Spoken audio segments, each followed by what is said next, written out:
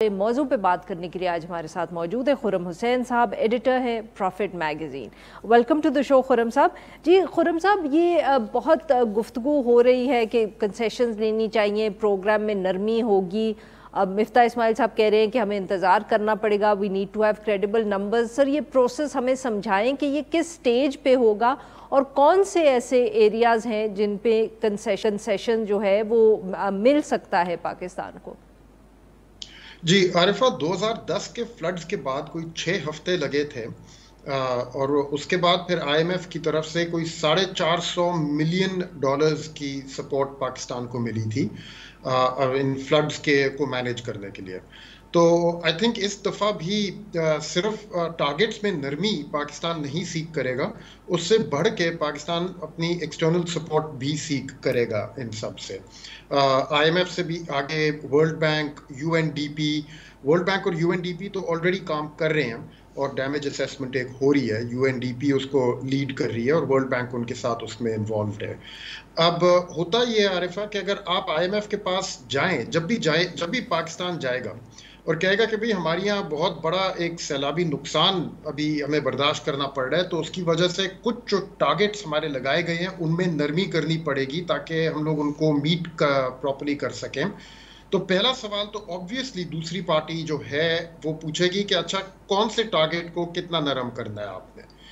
تو آپ کے ایکسپینڈیچرز مثال کے طور کتنا چڑھیں گے، تو آپ کے پاس کوئی نمبرز ہونے چاہیے ان کے سامنے رکھنے کے لیے ایٹ دیٹ پوائنٹ، اور وہ نمبرز جنریٹ کرنے کے لیے ایک ڈیمیج اسیسمنٹ ہونی بڑی ضروری ہوتی ہے جس پہ آلریڈی کام شروع ہو گیا ہے، اور اس میں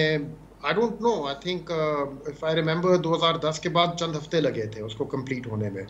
اس میں پھر آپ کے انٹرنیشنل ڈیولپمنٹ پارٹنرز جو ہیں اور پروونشل گورنمنٹس وہ مل کے کرتی ہیں یوزلی یہ کام، اور اس میں بھی بڑا ضروری ہوتا ہے کہ کوئی انٹرنیشنل ڈیولپمنٹ پارٹنر جو ہے اس کا سیل آف اپروول ہو آن دیٹ ڈیمیج اسیسمنٹ کہ ہم نے بھی ان کے ساتھ کام کیا ہے اور یہ ساری چیزیں ہم نے بھی ایویلویٹ کی ہیں اور ہم اس نمبر کے ساتھ اگری کرتے ہیں جو یہ دے رہے ہیں کہ اتنا نقصان ہوا ہے، اس نقصان کو ٹھیک کرنے کے لیے اتنا خرچہ کرنا پڑے گا، اس خرچے کو پورا کرنے کے لیے ہمارا یہ بوروئنگ ٹارگٹ اس طرح سے ایڈجسٹ ہونا چاہیے، فلانا ایکسپینڈیچر ٹارگٹ اس طرح سے ایڈجسٹ ہونا چاہیے، بجٹ ڈیفیسٹ کا ٹارگٹ اس طرح سے ایڈجسٹ ہونا چاہیے۔ اور لیکن عارفہ یہ پھر بھی تھوڑی آگے کی باتیں ہیں، یہ آئی ایم ایف پروگرام میں نرمی لانا امیجیٹ پرائیورٹی نہیں ہے، امیجیٹ پرائیورٹی تو ابھی ریسکیو ہے، کیونکہ ابھی تک بہت ملینز کے حساب سے لوگ ہیں جن کو امیجیٹ ریسکیو اور اس کے بعد امیجیٹ ریلیف کی ضرورت ہے۔ تو آئی تھنک فوکس ابھی گورنمنٹ کا مین جو ہے وہ اسی ڈائریکشن میں ہے کہ اس ریلیف اور ریسکیو مشن کے لیے جو ریکوائرمنٹس ہیں ان کے پیسے ابھی ریز ہونا شروع ہو جائیں، جس قسم کی ایکسٹرنل ریکوائرمنٹس کی ضرورت ہے۔ ابھی مثال کے طور کوئی 46 فلائٹس آئی ہیں باہر کے ملکوں سے، چائنا سے لے کے یو اے ای سے لے کے سعودی عرب سے، سب ملا کے کیرینگ ریلیف آئٹمس۔ ان فلائٹس کو جاری رکھنا، مزید اور سامان باہر سے منگوانا، جیسے ٹینٹس کی جتنی ریکوائرمنٹ ہے، ماسکیٹو نیٹس کی جو ریکوائرمنٹس ہیں، ابھی تو مچھروں کی وجہ سے ان ایریاز میں ملیریا اور ڈینگی کی بہت وہ ہونے والی ہے آؤٹ بریک کی سچویشن، اس کو قابو کرنے کے لیے جو دوائیاں چاہیے ہوں گی، ریلیف اور ہیلتھ کیمپس کھڑے کرنے کے لیے فوکس ابھی وہیں پہ ہوگا، اور پھر obviously getting cooked food and making sure کہ people are not going hungry۔ معاف کریے گا آپ کی بات کاٹ رہی ہوں، جیسے کچھ ایکسپرٹس کا یہ بھی ذکر ہے کہ وہ جو آئی ایم ایف کی ریپڈ فنڈ فیسلٹی ہے اس سے فائدہ امیجیٹلی پاکستان کو اٹھا لینا چاہیے، کیا اس کو استعمال کیا جا سکتا ہے جو آپ ذکر کر رہے ہیں ریسکیو اور ریلیف کے لیے؟ بالکل کیا جا سکتا ہے۔ So do you think کہ I mean that is something جو ابھی کر لینا چاہیے، جو آپ ذکر کر رہے ہیں، آپ اسی تناظر میں اس کا ذکر کر رہے ہیں، اور اس کے بعد پھر عارفہ آئی ایم ایف سے پیسے لینا is not the first priority. First priority کیونکہ I M F immediate relief کے اوپر نہیں کرتا کام۔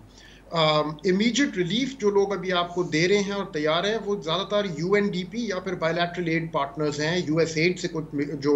پلیجز ابھی تک آئے ہیں، ورلڈ بینک سے آئے ہیں، فوکس ابھی اس ڈائریکشن میں ہونا چاہیے۔ اور ریپڈ فائنینسنگ فیسلٹی کے لیے بھی یہ ایک ریکوائرمنٹ ان کی ہے کہ you have to show a credible damage assessment equal to 10% of your GDP، which means کہ اگر آپ کا ابھی اگر پاکستان کا کوئی 350 یا 400 ارب ڈالر کا جی ڈی پی ہے، تو آپ اگر دکھا سکتے ہیں کہ 35-40 ارب ڈالر تک کا آپ کا نقصان ہوا ہے تو آپ اپلائی کر سکتے ہیں اس کے لیے۔ तो अभी तक तो आई थिंक जो 10 अरब का फिगर रखा गया है वो तो मैच नहीं कर रहा, लेकिन नेवरदलेस डैमेज असेसमेंट तो प्रॉपर हुई नहीं है अभी तक। तो I think it would be very very premature कि अभी से उसकी एप्लीकेशन तैयार करना शुरू कर दें। इट्स वेरी इंपॉर्टेंट कि इमीडिएट जो रिलीफ है और रिलीफ के बाद जो देखभाल करनी होगी मुतासरीन की, उसके ऊपर फोकस रहना चाहिए, और वो आईएमएफ से नहीं होता normally. That's the work done by UNDP, world bank, other agencies, वो होती हैं उसके लिए।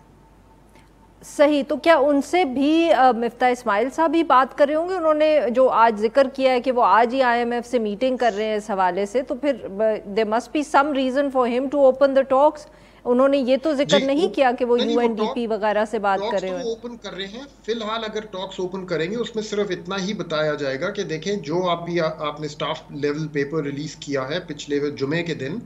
वो उसमें जो टारगेट्स हैं उनको हमें रिविजिट करना पड़ेगा। हम लोग फलाने लोगों के साथ काम कर रहे हैं डैमेज असेसमेंट बनाने के लिए।